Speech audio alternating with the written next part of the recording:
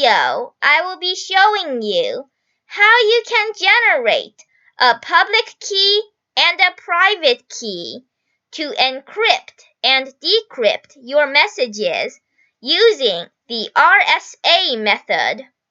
Nowadays, the internet is not secure with all those hackers around. So what if you want to send a secret message to someone through email? A hacker might easily be able to view that email. Here is our scenario.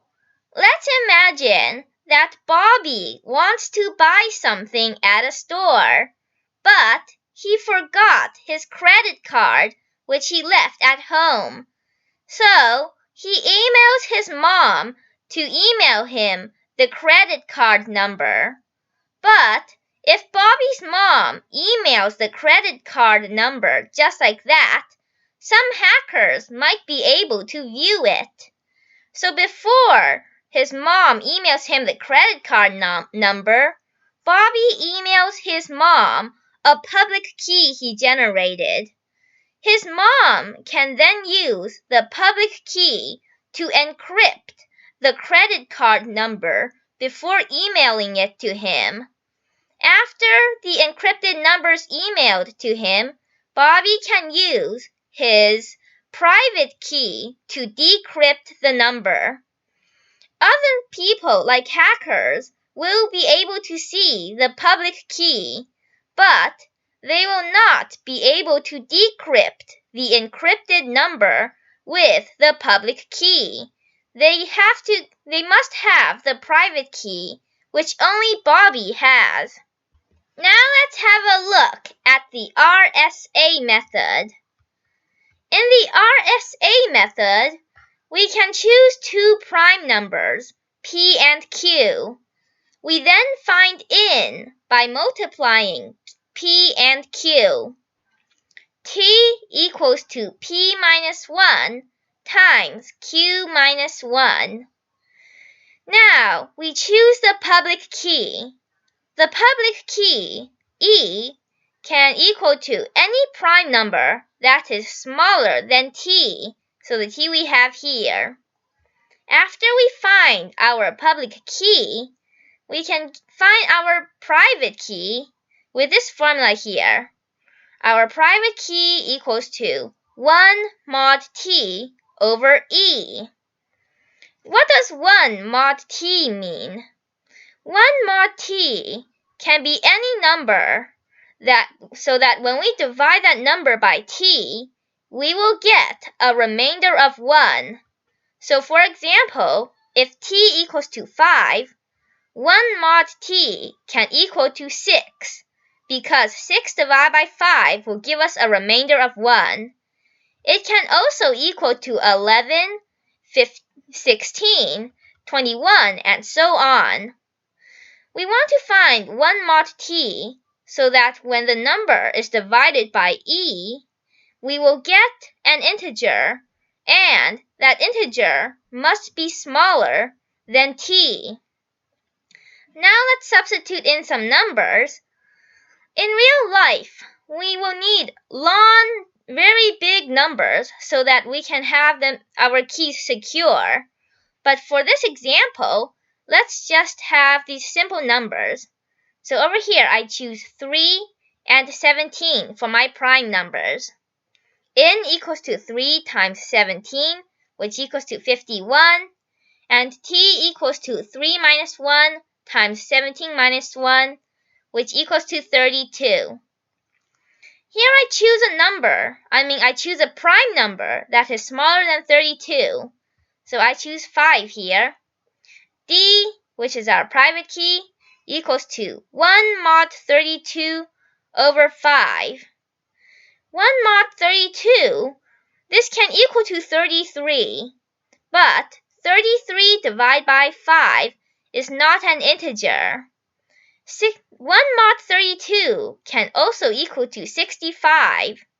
65 divided by 5 equals to 13, which is an integer, and it is smaller than 32. So now we have our public key and our private key. Let's have a look at how we can encrypt our information using these keys. The encrypt method is C, which is what the encrypted thing, equals to M, which is the thing we want to encrypt, to the e power mod n. And the decrypt method is M, which is the unencrypted thing, equals to the encrypted information to the d power mod n. So here we have our numbers. C equals to M to the 5th power mod 51.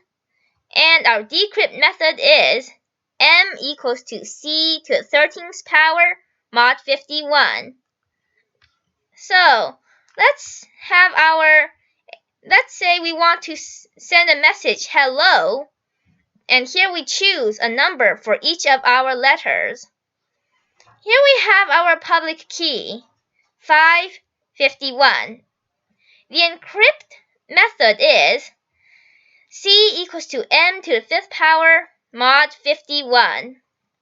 So here, hello equals to, here we have H, now we have E, L, L, O. So these are my numbers. We encrypt these numbers one by one. Here we get our encrypted message. So no one can guess that this means hello, but if they look at this, they will be able to see because of this pattern. After we encrypted it, we can use our private key here to decrypt it. So M equals to C to the 13th power mod 51. Here we pass in each of these numbers. We get hello again. Now, this may seem a lot of work just to encrypt and decrypt hello, but what if we have long articles or we have a long password? This is where Python really comes into use. Here I have my Python program. I will run it.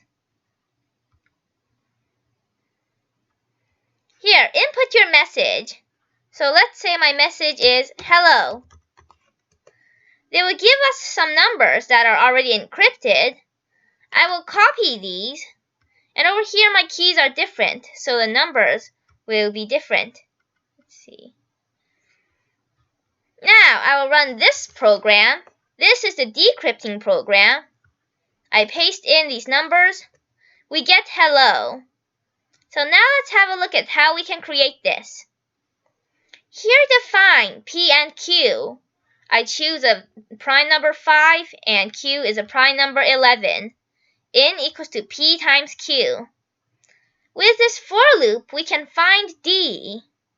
For every integer in range 2 to 7, so 7 here is actually E, which is a prime number that is, let's see, E is a prime number that's smaller than T, so T is equal to 40 here. D equals to 1 plus the integer times 40 divided by 7. If D is equal to an integer, we break out of this loop and we find D. But if D does not equal to an integer, we keep on looping.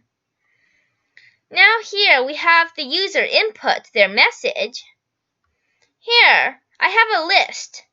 This list will retrieve every character in our message. So list equals to letter for letter in message. Here I have ORD. So instead of just saying L, ORDL will give us the letter converted to a number. And over here, if our letter is A, they will return 97. We want A to equal to 1, so I subtract 96. So let me just demonstrate. Here, if I print ORD of A, and let me just print ORD of B.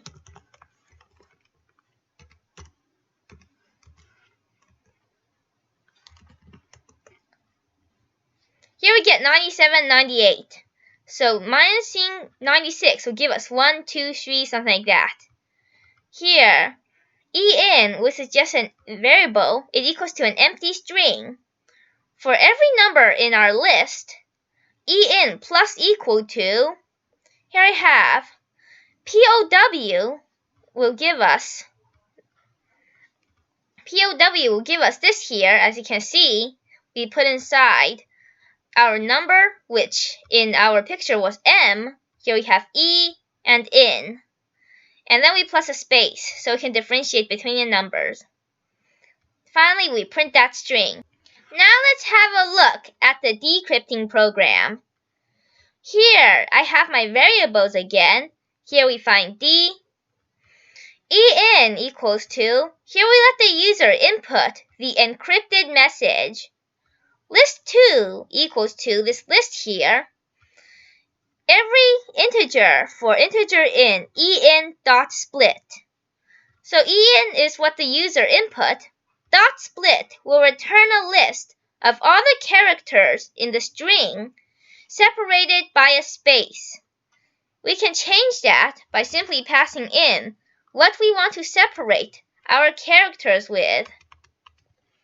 They will return a list of strings that are separated by a space in our string here. So I convert it to an integer. Now we have a list of all the integers in what the user input. Message equals to this empty string here. For every number in list 2, message plus equal to, CHR here will do the opposite of ORD. So CHR will take in the number and return the letter or character. In here I pass in that formula and I plus 96 because previously I minus 96. And we print our message. Now our program here is to encrypt and decrypt messages. If you want to encrypt and decrypt passwords, something like this, it will be easier since we won't have to have the ORD and CHR anymore. And over here in my example, my n equals to 51, and hackers might also know the RSA method and guess that P equals to 3 and Q equals to 17. But what if the n equals to this large number here? It would take forever for hackers to find that P equals to this prime number and Q equals to this prime number. And even with computers, it would be very, very difficult and maybe impossible. And so our private key is secure. This is the end of this tutorial. If you have any questions, requests, suggestions, or comments, please leave them down in the comment sections below. Please subscribe to my channel. It's called NetsEDU. Today is February 17th, 2020. Please have a look at my other videos if you enjoyed this and hit the thumbs up button. Thank you for watching and have a nice day.